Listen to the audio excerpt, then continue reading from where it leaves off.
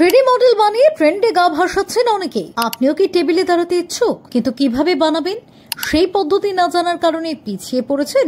চিন্তা নেই, এই 3D মূর্তি বানানোর পদ্ধতি আপনাদের জানাবো আমরা। তবে তার জন্য দেখতে হবে এই ভিডিওটি।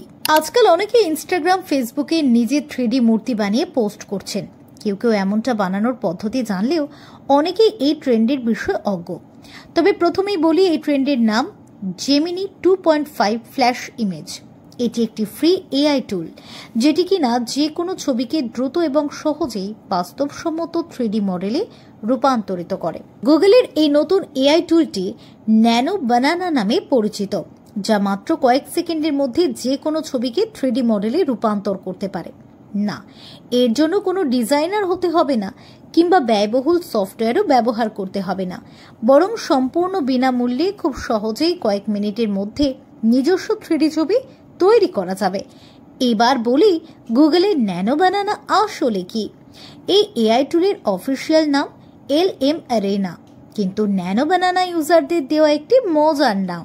এআই মডেলটির নাম জেমিনি 2.5 ফ্ল্যাশ ইমেজ।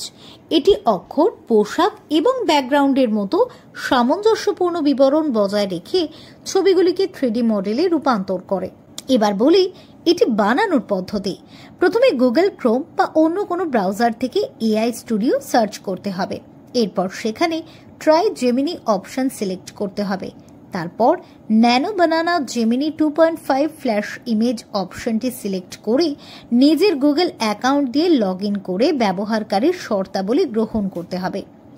এরপর নিজের ছবি আপলোড করার জন্য রান বোতামের পাশে থাকা প্লাস আইকনে ক্লিক করে ছবি আপলোড বা ফাইল আপলোড অপশন নির্বাচন করতে হবে। তারপর নিজের পছন্দ মতো যে কোনো ছবি আপলোড করতে হবে।